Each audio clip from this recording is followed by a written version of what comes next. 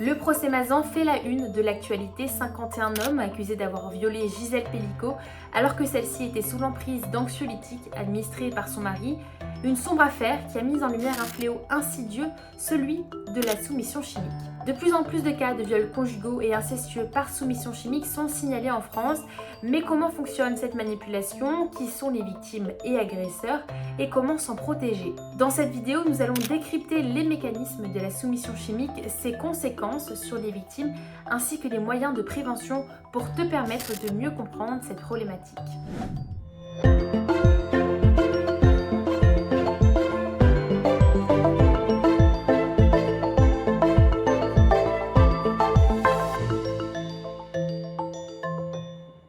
Mais alors, qu'est-ce que la soumission chimique?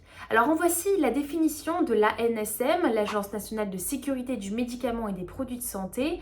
Elle écrit: la soumission chimique est définie comme l'administration à des fins criminelles, le viol ou à des fins délictuelles, les violences ou le vol de substances psychoactives à l'insu de la victime ou sous la menace.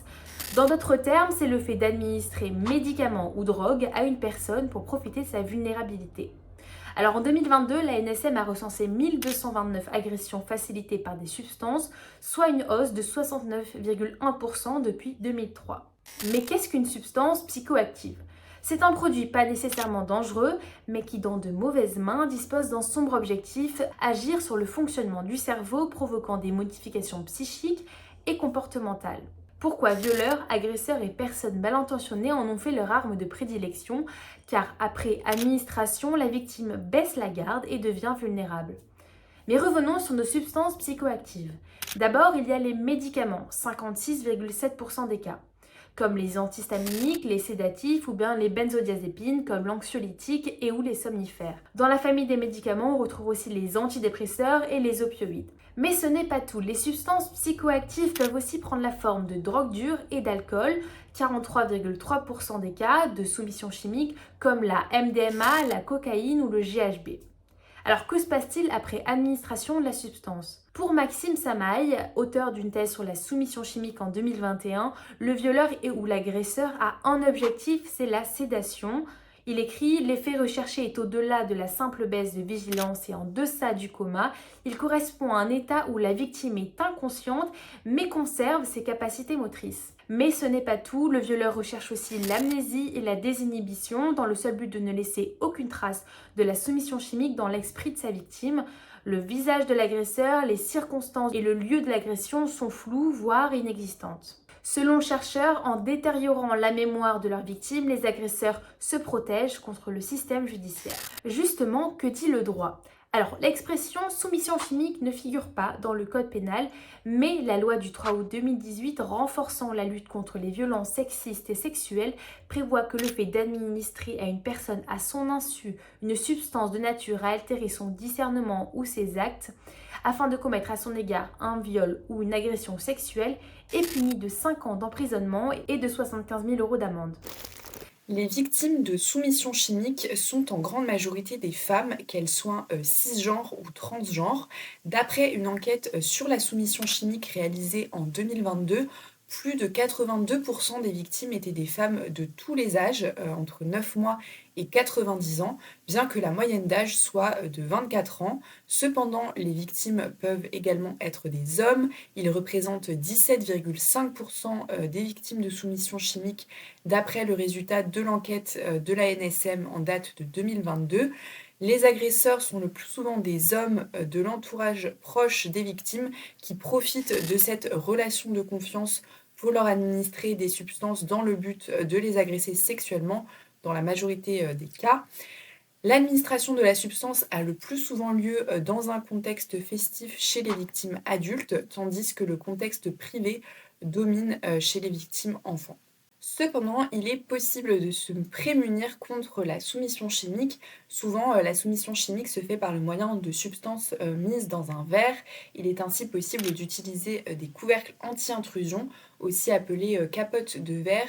Ce dispositif permet d'éviter l'introduction de substances dans un verre en laissant seulement l'espace de glisser une paille. Ce système est parfois distribué gratuitement dans les universités ou par certaines associations. Si on ne dispose pas de capote de verre, on peut veiller soi-même sur son verre ou demander à des amis de le faire. Enfin, dans tous les cas, il faut éviter de boire trop d'alcool car celui-ci augmente les effets des drogues ou médicaments utilisés dans le cadre de la soumission chimique. Et alors, une fois la substance ingérée, que faire? Eh bien, c'est assez compliqué car il faut détecter les premiers signes. Ces signes peuvent être une fatigue importante, des vertiges ou encore des nausées.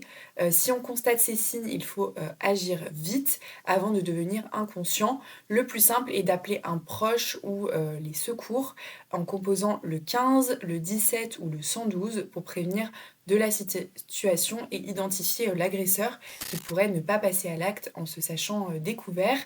Si l'agression a abouti, il faut aller porter plainte et faire des prélèvements afin d'identifier la substance à l'origine de la soumission chimique. Même si les victimes n'ont souvent aucun souvenir précis sur les faits, elles peuvent en avoir sur les signes précurseurs et peuvent dans certains cas savoir si elles ont subi une agression ou un viol. Dans une étude menée par Maxime Saille en 2021, dans le cadre d'une thèse, 55,6% des victimes déclarent que l'amnésie a été un frein au dépôt de plainte. Ainsi, si on a un vague souvenir d'avoir été drogué ou d'avoir été agressé, il faut absolument aller porter plainte et effectuer des prélèvements. Il est donc possible de prévenir la soumission chimique en protégeant son verre notamment. Une fois les substances ingérées, il est encore possible d'agir. Lorsque l'agression a eu lieu, il faut impérativement porter plainte. Alors nous l'avons vu, la soumission chimique est une menace bien réelle. Elle repose sur l'administration de substances psychoactives à l'insu des victimes, très souvent pour commettre des actes criminels. Les substances utilisées sont variées et les cibles sont généralement des femmes ciblées dans des contextes festifs. Cependant, il existe des moyens de se protéger comme surveiller son verre ou utiliser des dispositifs comme les capotes de verre. Si des symptômes apparaissent, il est crucial d'agir rapidement en alertant tes proches ou les secours et surtout, si vous êtes victime, il est essentiel de porter plainte même en cas d'amnésie partielle. La vigilance est notre meilleure défense. Si cette vidéo t'a été utile, n'hésite pas à laisser un commentaire pour partager tes expériences ou pour poser une question et surtout abonne-toi pour ne rien manquer des prochaines vidéos. À très vite sur Focus.